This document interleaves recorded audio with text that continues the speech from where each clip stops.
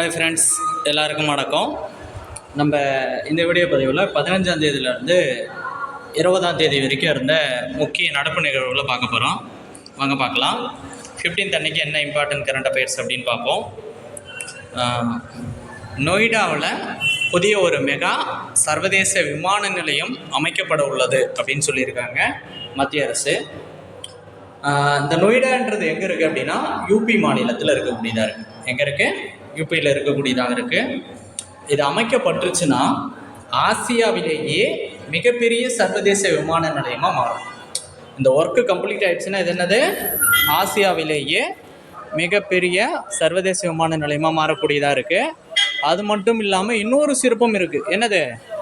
ஐரோப்பாவோட நுழைவு வாயிலாக விளங்க போகுது.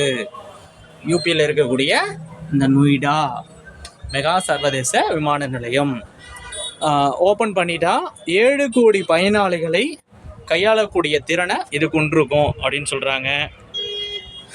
இதை என்ன பண்ணியிருக்காங்க? யார் கூட உத்தரப்பிரதேச அரசு ஒப்பந்தம் போட்டிருக்காங்க அப்படின்னா ஜெர்மன் மற்றும் இந்தியா ஃப்ளீசன்ஸ் அலைன் ஸ்வீடன் அப்படின்ற கம்பெனியோடு அவங்க என்ன பண்ணியிருக்காங்க? ஒப்பந்தம் போட்டிருக்காங்க. சரிங்களா? சரி, அடுத்தது பார்ப்போம். 2025க்கான ஞானபீட விருதை அறிவிப்பு செஞ்சுருக்காங்க. ஃபஸ்ட்டு ஞானபீட விருதை பற்றி சில விஷயங்களை நம்ம பார்த்துட்டு அந்த விருது அனௌன்ஸ்மெண்ட்டை பற்றி நம்ம அப்புறமா பார்க்கலாம். வாங்க. சரி, ஞானபீட விருது 1965 வழங்கக்கூடியதாக இருக்குது. எப்போ? 1965. இந்த ஞானபீட விருது வாங்கும்போது 11 லட்சம் ரூபாய் பரிசு தொகையை தருவாங்களாம். அது மட்டும் இல்லாமல் பாராட்டு பத்திரம் தருவாங்க. ஞான தேவதையினுடைய வெண்கல சிலை அப்படின்றது தரக்கூடியதாக இருக்கும். இது இந்திய இலக்கியத்திற்கான நோபல் பரிசு அப்படின்னு சொல்லிட்டு கருதக்கூடிய ஒரு விருதாக இருக்குங்க. ஓகேங்களா? அடுத்து இந்த விருது பெற்ற நபர்களை பார்ப்போம். 1965 தான் தராங்களா. ஃபஸ்ட்டு வாங்கினவர் என்ன மாநிலம் அப்படின்னா கேரளா மாநிலம். சங்கர குருப்பு அப்படின்னு சொல்லிட்டு சொல்லக்கூடியவர். 2023 58வது விருது யார் அப்படின்னா ராம் பத்ராச்சாரி மற்றும் குல்சார் அப்படின்றவர் வாங்கியிருக்காங்க. 2024 59வது விருது வினத்குமார் சுக்லா அப்படின்றவர் வாங்கியிருக்காரு. இப்போ 2025 வாங்கக்கூடியது தமிழ்நாட்டை சேர்ந்தவர் கவிஞர் வைரமுத்து. 60வது விருதாக இருக்குது. இப்போ 60வது ஞானபீட விருது கொடுத்துருக்காங்க. வைரமுத்து அவர்கள் வாங்கியிருக்காங்க. இப்போ தமிழ்நாட்டில் பொறுத்த வரைக்கும் யாரெல்லாம் அந்த ஞானபீட விருதுகளை வாங்கியிருக்காங்க அப்படின்னு சொல்லிட்டு ஃபஸ்ட்டு பார்ப்போம். ஃபஸ்ட்டு வாங்கியவர் யாருன்னா அகிலன். 1975 வாங்கியிருக்காரு. கிட்டத்தட்ட 1975. அடுத்து பாருங்கள், 2வது ஜெயகாந்தன் அவர்கள் வாங்கியிருக்காரு 2002. ஒரு 23 வருஷம் கழித்து வைரமுத்து அவர்கள் வாங்குறாரு. எப்போ? 2025 60வது விருது வைரமுத்து வாங்கக்கூடியதாக இருக்குது. ஓகேங்க, சூப்பர். 2 கரண்ட் அஃபேர்ஸ் பார்த்துட்டோம். இதில் 3வது விஷயங்களை பார்ப்போம். பீகாரோட புதிய ஆளுநராக யார் பதவி ஏற்றிருக்காரு அப்படின்னா சையத் அடா ஐசன் அப்படின்றவர். எண்ணெயிலேருந்து பதவி ஏற்றுக்கிறார் அப்படின்னா 14/3/2026 இவருக்கு யார் பதவி பிரமாணம் செய்து வச்சாங்க அப்படின்னா பாட்னா உயர்நீதிமன்ற தலைமை நீதிபதி என்ன பண்ணுறாரு? பதவி பிரமாணம் செய்து வைக்கிறாரு. ஓகேங்களா? சரி, ஆல்ரெடி நம்ம பார்த்துருப்போம். 2 மாநிலத்திற்கு ரீசெண்டாக 2 மாநிலம் தமிழ்நாடு மற்றும் மேற்கு வங்காளத்திற்கு ஆளுநராக பதவியேற்றிருப்பாங்க. தமிழகத்துக்கு பொறுப்பு ஆளுநராக இருந்திருப்பார். அவர் யார் அப்படின்றத மறக்காமல் கமெண்ட் செக்ஷனில் கமெண்ட் பண்ணுங்கள். அடுத்து பாருங்கள், 16ஆம் தேதி இதில் இருக்கக்கூடிய ஒரு சில இம்பார்ட்டன்ட் டேட்டா. இப்போ HDI அப்படி தான். இதுதான் நம்ம என்னென்னு சொல்லுவோம்னா மனித வளர்ச்சி குறியீடுன்னு சொல்லுவோம். இது யூனிட் நம்பர் 9ல் இருக்கக்கூடிய ரொம்ப இம்பார்ட்டண்டான ஒன்று. இந்தியாவுக்கு எத்தனை புள்ளிகள் பெற்றிருக்கு அப்படின்னா 0.64 புள்ளிகளை பெற்றிருக்கான். ஆனால் தமிழ்நாடு மனிதவள குறியீட்டில் 0.69. இந்தியாவை விட தமிழ்நாடு மனிதவள குறியீட்டில் மேம்பாடு அடைந்த மாநிலமாக இருக்குது. அதேமாரி 24 to 25 நிதியாண்டில் மொத்த உள்நாட்டு உற்பத்தியில் 16% வளர்ச்சியை கண்டு இருக்கிறதா சொல்லியிருக்காங்க. தமிழ்நாடு எத்தனை சதவீதமாக? 16% விருது. அடுத்து பாருங்கள், 17ஆம் தேதிக்கான கரண்ட் அஃபேர்ஸு. சாகித்ய விருது விருது 2025க்கான அனௌன்ஸ்மெண்ட்டை சொல்லியிருக்காங்க. இது வந்து இந்தியாவோட மிக உயரிய இலக்கிய விருது, இந்தியாவோட மிக உயரிய இலக்கிய விருதாக இருக்குது. இதை வந்து சென்ட்ரல் கவர்மெண்ட்டு தான் தராங்க. ஒவ்வொரு வருஷமும் தரக்கூடியதாக இருக்குது. இதுக்கு பரிசு தொகை என்ன அப்படின்னா 1 லட்ச ரூபாயும் ஒரு பட்டயமும் தருவாங்க. எவ்வளோ தருவாங்க? 1 லட்ச ரூபாய் காசு மற்றும் ஒரு பட்டயம் தருவாங்க. இதெல்லாம் டிஎன்பிசியோட கேள்விங்க. தமிழ் மொழி உட்பட 24 மொழிகளுக்கு என்ன பண்ணுறாங்க? சாகித்ய அகாடமி விருது தராங்க. இப்போ தமிழில் சாகித்ய அகாடமி விருது பெற்றவர் யார் அப்படின்றத நம்ம பார்ப்போம். யார் அப்படின்னு பார்த்தீங்கன்னா தமிழ்ச்செல்வன். தமிழ்ச்செல்வன் அப்படின்றவருக்கு தந்திருக்காங்க. எதற்காக அப்படின்னா தமிழ் சிறுகதைகளின் தடங்கள், தமிழ் கதைகளின் தடங்கள் அப்படின்ற நூலுக்காக கொடுத்துருக்காங்க. ரொம்ப முக்கியமான ஒரு விஷயம். அடுத்து பாருங்கள், இப்போ போஸ்ட் ஆஃபீஸ் இருக்குது பார்த்தீங்களா, அந்த போஸ்ட் பண்ணுறதில் 24 மணி நேரத்தில் ஒரு இடத்துல போயிட்டு போஸ்ட் இதுவாகிறதுக்கான இந்த கான்செப்டை மார்ச் 17, 2026 தொடங்கி வைக்கிறாங்க. முதல் கட்டமாக ஒரு சில பகுதிகளில் மட்டும் இதை செக் பண்ணுறாங்க. எங்கே அப்படின்னு பார்த்தீங்கன்னா நம்ம பார்க்கக்கூடிய தில்லி, அடுத்து மும்பை, கல்கத்தா, அடுத்து என்னது பெங்களூர், ஹைதராபாத், இந்த பகுதிகள்லாம் முதல் கட்டமாக இதை தொடங்கி வச்சுருக்காங்க மத்திய அரசு. ஓகேங்களா? சரி, ரைட்டு. அடுத்து வருவோம் 18ஆம் தேதி. ரொம்ப முக்கியம். யூனிட் நம்பர் 8க்கு நமக்கு தேவையான ரொம்ப முக்கியமான ஒரு கரண்ட் அஃபேர்ஸ் நோட்ஸாக இது இருக்குங்க. சரிங்களா? என்ன அப்படின்றத பார்ப்போங்களா? சரி, கீழடி உள்ளிட்ட 8 இடங்கள்ல என்ன பண்ணியிருக்காங்க? அகழாய்வு பணிக்கு மத்திய அரசு ஒப்புதல் கொடுத்துருக்காங்க. ஏன்னா எப்பயுமே நமக்கு மேட்ச் த ஃபாலோவிங்கில் கேட்கக்கூடிய இடம் என்னன்னா, ஒரு பிளேஸ் கொடுத்துருவாங்க, அது என்ன டிஸ்ட்ரிக்டில் இருக்குதுன்னு கேட்பாங்க. இப்போ கீழடின்றது சிவகங்கை டிஸ்ட்ரிக்டில் இருக்கக்கூடியதாக இருக்குது. தூத்துக்குடியில் பட்டணமருதூர் அப்படின்ற இடத்துல ஸ்டார்ட் பண்ண போகிறாங்க. தென்காசியில் கரிவலம் வந்தநல்லூர். என்னது? கரிவலம் வந்தநல்லூர். இப்போ கடலூரில் மணிக்கொள்ளை அப்படின்ற ஒரு பிளேஸ். விழுப்புரத்தில் ஆதிச்சநல்லூர் அப்படின்னு சொல்லிட்டு சொல்லக்கூடிய ஒரு பிளேஸாக இருக்குது. கோவையில் பாருங்கள் வெள்ளலூர் அப்படின்றதும், சேலத்தில் தொழுங்கனூர் மாங்காடு. என்னது? தொழுங்கனூர் மாங்காடு அப்படின்றது இங்கே இருக்கக்கூடியதாக இருக்குது. ஓகேங்களா? அடுத்து பாருங்கள், நாகப்பட்டினத்தில் பர்டிகுலர் பிளேஸ் கொடுக்கல, நாகப்பட்டினம் அப்படின்ற அந்த ஒரு வார்த்தையை மட்டும் நமக்கு என்ன பண்ணியிருக்காங்க? கொடுத்துருக்காங்க. சரி, இதை நம்ம கரெக்டாக ஞாபகம் வச்சுக்கணும். அடுத்து வெம்பக்கோட்டை அகழாய்வு நடந்திருக்கு. இதில் ரொம்ப முக்கியமான சில விஷயங்கள் கிடச்சிருக்கு. அதை நம்ம பார்ப்போங்களா? வெம்பக்கோட்டையில் விருதுநகர். வெம்பக்கோட்டை எங்கே இருக்குன்னா விருதுநகர் மாவட்டத்தில். பர்டிகுலராக என்ன பிளேஸ் அப்படின்னா விஜய கரிசல் குளம் அப்படின்னு சொல்லலாம். இங்கே என்ன கிடச்சிருக்கு அப்படின்னா நமக்கு தார்பீகா குடுவை வடிவிலான பானை ஓடுகள் கிடச்சிருக்கு. தார்பீகா குடுவை வடிவிலான பானை ஓடுகள் கிடச்சிருக்கு. இதை வந்து நம்ம மார்க் பண்ணி வச்சுக்கணுங்க.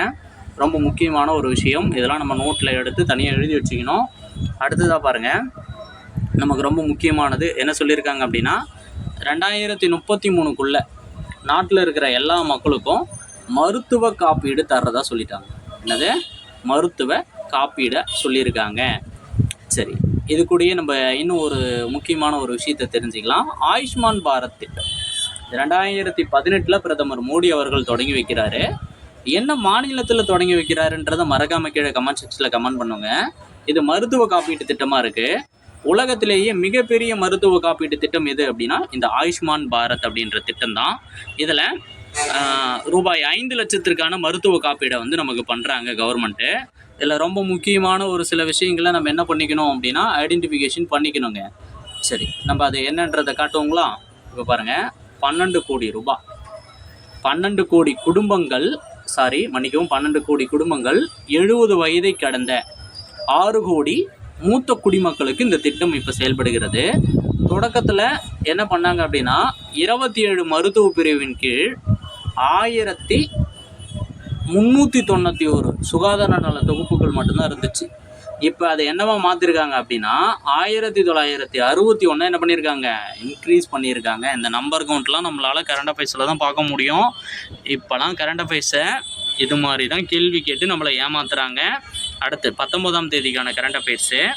இந்தியாவில் 2 யுரேனிய சுரங்கம் வந்து ஓப்பன் பண்ணுறதுக்கு மத்திய அரசு ஒப்புதல் கொடுத்துருக்கு.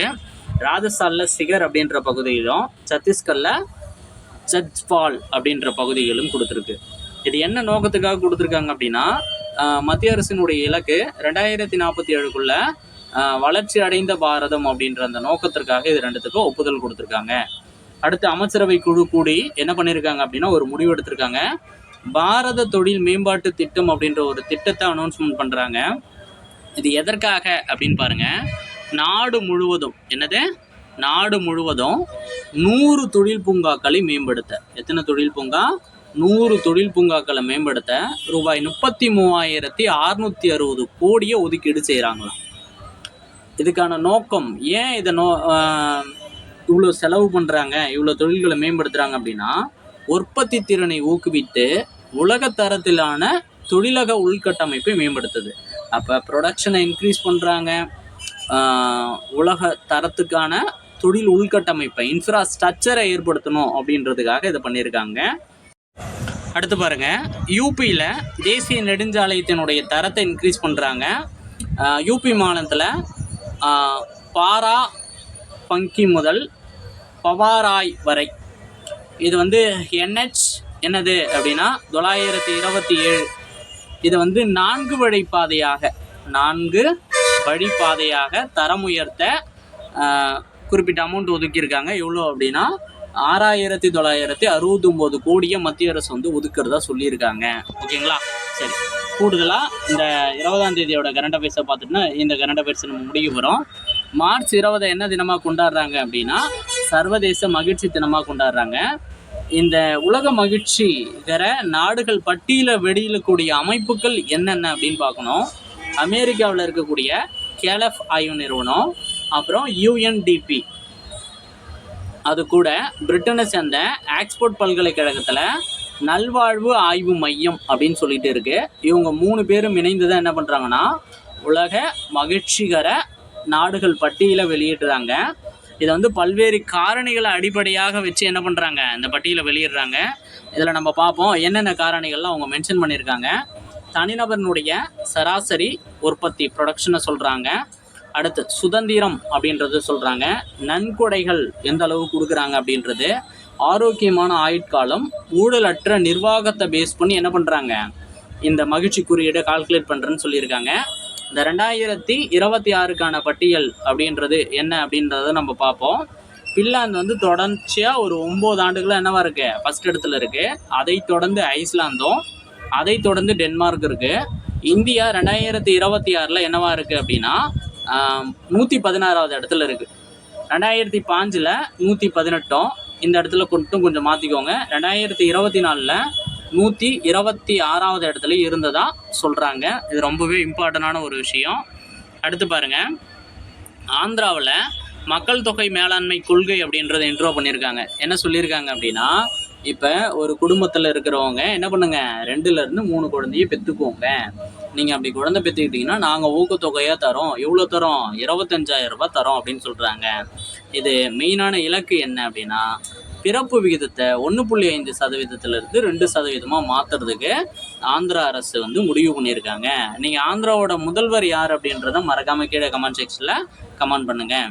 அடுத்து பாரத மின்சார உச்சி மாநாடு 2026 எப்போ இந்த மாநாடு?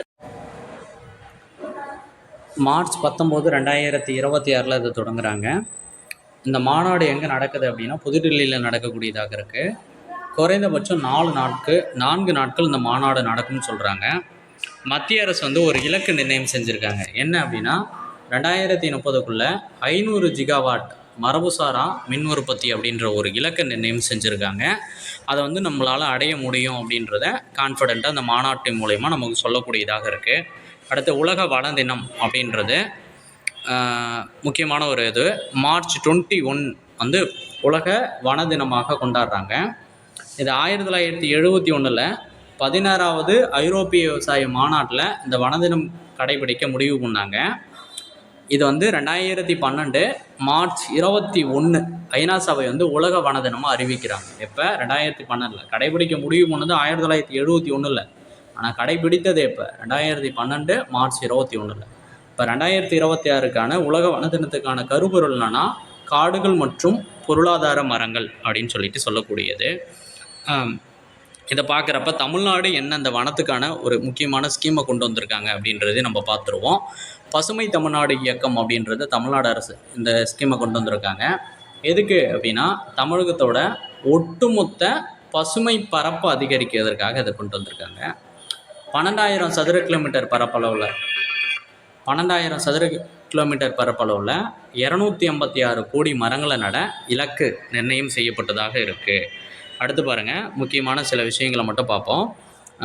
உலக உள்ளரங்க தடகள விளையாட்டுப் போட்டி 2028 புவனேஸ்வரில் நடைபெற இருக்கக்கூடியதாக இருக்குது.